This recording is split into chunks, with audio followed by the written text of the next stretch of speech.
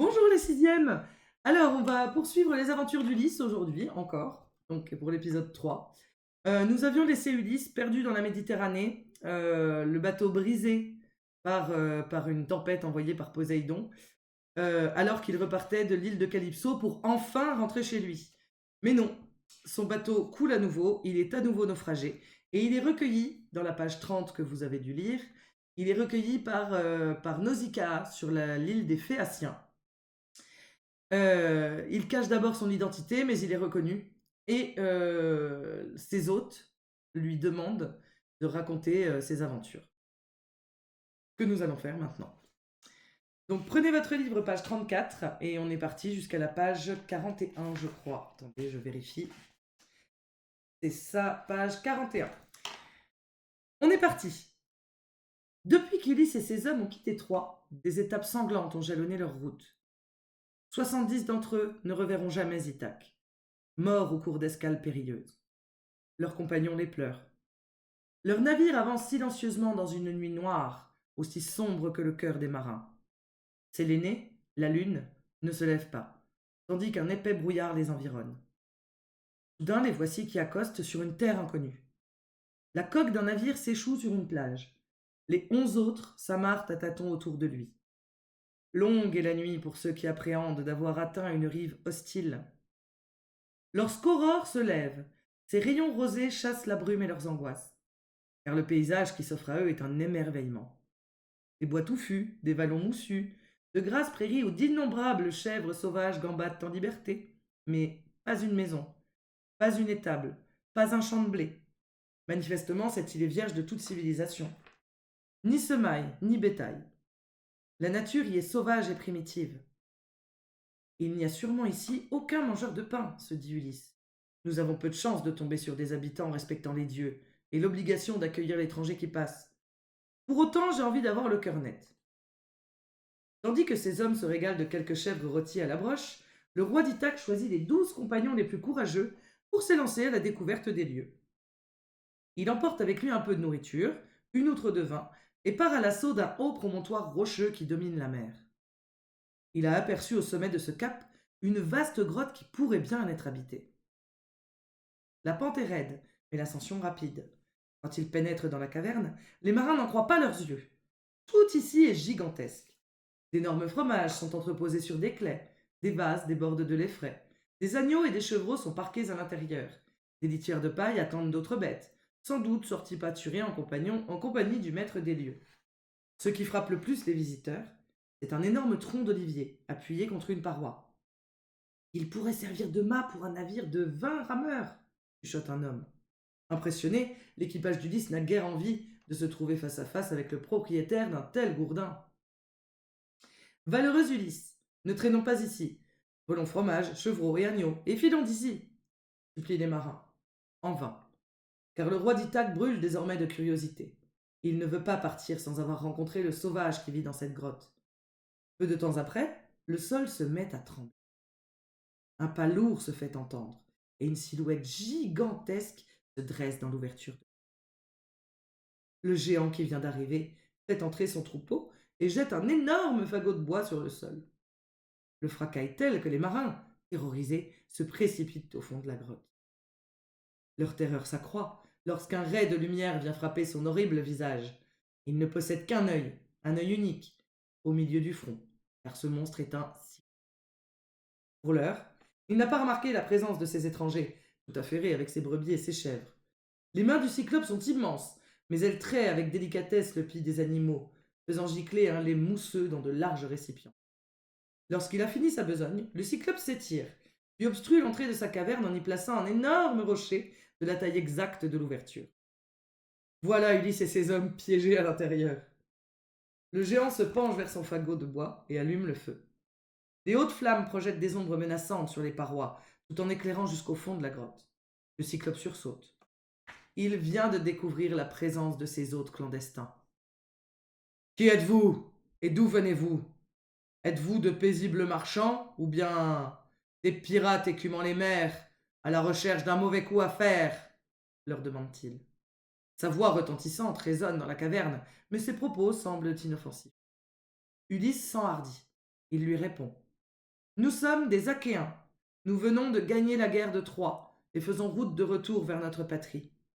Les dieux nous ont conduits chez toi, et nous espérons que tu vas nous offrir l'hospitalité comme il se doit, puisque Zeus exige que tout étranger soit accueilli avec empressement et respect. À ces mots, le cyclope part d'un énorme éclat de rire, aussi tonitruant qu'un roulement de tonnerre. Tu me parles de Zeus? Mais les cyclopes n'ont que faire des dieux et de leurs simagrées. Nous sommes plus forts qu'eux. Je m'appelle Polyphème. Je suis fils de Poséidon. Je n'ai pas peur du roi de l'Olympe. La loi, c'est moi qui la décide. Je ferai de vous ce que bon me semble. Et sans prévenir, il attrape entre ses gros doigts 2 de ses visiteurs, les jette sur le sol pour leur fracasser le crâne, puis les croque pour son repas. L'épouvante d'Ulysse et de ses hommes est totale, mais le cyclope n'a manifestement plus faim. Il ingurgite encore quelques litres de lait, puis s'allonge sans méfiance et se met à ronfler. Le premier réflexe d'Ulysse est de profiter du sommeil de la brute pour lui planter son épée dans le cœur. Là. Il retient son geste juste à temps, car s'il tue le cyclope, jamais ils ne pourront déplacer la lourde pierre qui bloque l'entrée de la grotte. Cette nuit-là, ni Ulysse, ni ses compagnons ne parviennent à trouver le sommeil, tant leur situation semble désespérée. Le roi d'Ithaque se maudit de sa curiosité et cherche une ruse pour échapper au colosse. Car ce cyclope semble plus bête que méchant, et peut-être est-il possible de profiter de sa naïveté. À l'aube, Ulysse n'a toujours trouvé aucune issue à la situation désastreuse dans laquelle son imprudence a entraîné son équipage. Le cyclope se réveille et se met à traire ses bêtes. Puis, avec des gestes délicats, il place les agneaux et les chevreaux sous le pied de leur mère et les regarde téter avec tendresse. Se souvenant soudain de la présence des étrangers chez lui, il en attrape 2 négligemment et les avale pour son petit déjeuner. Ainsi rassasié, il pousse le rocher, fait sortir son troupeau et le replace comme le couvercle d'un tombeau. Les heures passent. Les hommes sanglotent de peur. Ulysse tourne en rond dans la caverne. Soudain, son pied heurte le tronc d'olivier posé contre une paroi et une idée lui vient enfin. Cessez de vous lamenter, les amis, et venez m'aider, crie-t-il. Il saisit la massue du cyclope, en coupe un gros tronçon, demande aux uns et aux autres de l'aider et taille le bout de bois en une pointe acérée. Puis, il la durcit en la passant dans le feu, avant de dissimuler cette arme sous un tas de fumier. Lorsque le cyclope revient, la ruse d'Ulysse est prête. Les bêlements joyeux des chèvres et des brebis rentrant au bercail résonnent dans la caverne, annonçant l'arrivée de Polyphème. Le retour du géant s'accompagne des mêmes gestes de berger attentionné avec ses bêtes, et de la même cruauté à l'égard des humains, puisqu'il saisit à nouveau 2 hommes pour les dévorer à belles dents. Ulysse s'approche alors bravement et lui tend son outre de vin. Cyclope, j'avais apporté ceci en cadeau, pour te remercier de tes présents et de ton hospitalité. Tiens, bois ce vin, même si tu te comportes comme un barbare injuste et sans cœur. Polyphème, empli de gourmandise et de curiosité, attrape vivement la coupe tendue par Ulysse et la vide d'un trait. Comme cette boisson est exquise, un vrai nectar. Le cyclope, qui boit un vin aussi délicieux pour la première fois, en redemande aussitôt. S'il te plaît, verse-moi encore un peu. J'adore ce breuvage. Et dis-moi quel est ton nom, mon cher ami. Ainsi je pourrais te faire un cadeau pour te remercier. Sans répondre, Ulysse remplit à nouveau sa coupe. Le vin est puissant. Polyphème ne se méfie pas et se laisse servir 3 fois de suite. Bientôt, les vapeurs de l'alcool embrument son cerveau. Tu voulais connaître mon nom, Cyclope, lui dit alors Ulysse. Eh bien, mes parents n'ont appelé personne. Tu me dois un cadeau maintenant, n'est-ce pas? Polyphème ricane et répond. Ah, ah, mon cher personne, voici mon présent. Je te croquerai en dernier. Un rire d'ivrogne secoue sa grande carcasse et le voilà qui s'écroule sur le sol, vaincu par l'ivresse. C'est ce qu'Ulysse espérait. Il s'approche du cyclope qui est agité par de profonds ronflements. Le géant dort, couché sur le dos. C'est le moment d'agir. Les rescapés saisissent ensemble le pieu acéré qu'ils ont fabriqué. Qu'ils ont fabriqué. Le plongent dans les braises brûlantes du feu et doté d'un courage extraordinaire, ils le plantent et l'enfoncent profondément dans l'unique œil de Polyphème. Un rugissement de douleur ébranle les parois de la caverne. Aveuglé, le cyclope arrache le pieu qui vient de lui crever l'œil, puis tout en appelant à l'aide, cherche à tâtons à attraper ses assaillants. En vain. Cependant, ces cris ameutent les autres cyclopes qui vivent dans les grottes alentours. Ils accourent et le questionnent, inquiets.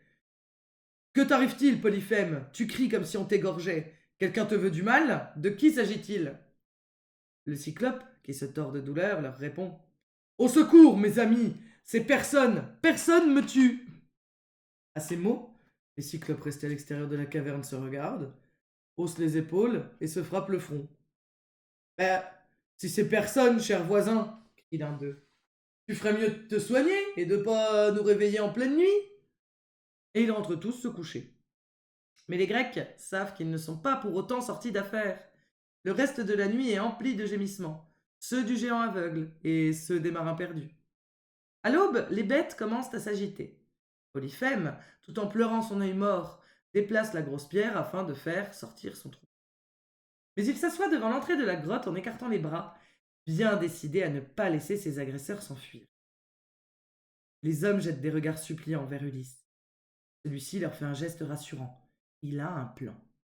Il saisit 3 béliers à l'épaisse toison, les attache ensemble avec de longues tiges d'osier qui servent de paillasse aux cyclopes. Ainsi, les bêtes sortiront 3 par 3. Il suffit dès lors de ficeler un homme sous le ventre de l'animal au centre du trio, et le tour est joué. Avant de laisser ses moutons sortir, Polyphème, qui se méfie, passe ses grosses mains sur leur dos pour s'assurer qu'aucun homme ne les chevauche. Cachés sous le ventre des bêtes, les hommes retiennent leur souffle.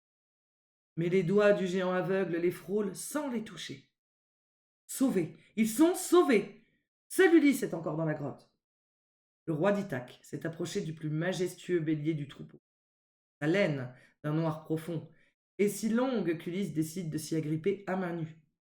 Il se glisse sous son ventre, juste avant que l'animal se décide à franchir le seuil de la grotte. Mais Polyphème le retient. Il caresse sa douce laine en versant des larmes. Tu pars toujours en tête, mon doux bélier. Comment se fait-il que tu sortes le dernier aujourd'hui? Es-tu triste de voir ton gentil maître rendu aveugle par les fourberies de ce personne? Ah, si j'attrape ce gredin, je le réduis en bouillie. Je lui fais gicler la cervelle comme aux autres. Hélas, jamais plus je ne pourrai regarder tes tendres yeux humides se poser sur moi. Jamais plus je ne verrai le soleil. Tout en se lamentant, Polyphème laisse le bélier noir sortir gambader dans la prairie sans découvrir Ulysse sous son ventre.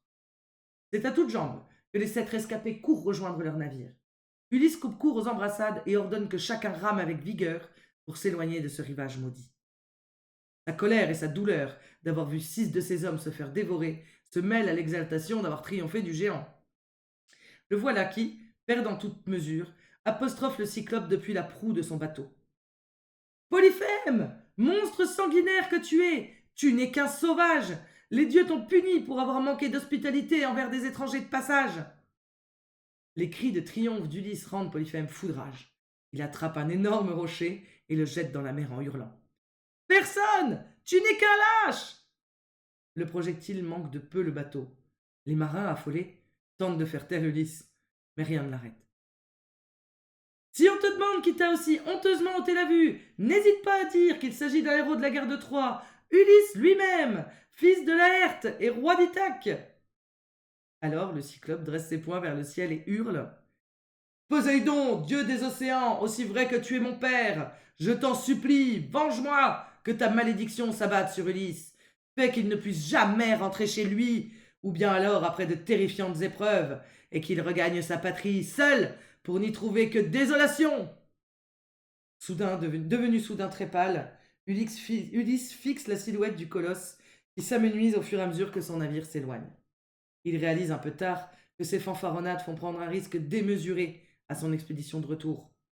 Car si Poséidon exauce le vœu de son fils, le plus terrible reste à venir. On analysera cet extrait lundi. Donc pensez bien à prendre vos livres, pensez bien à prendre votre cours. Et je vous souhaite un bon week-end les 6e. À bientôt!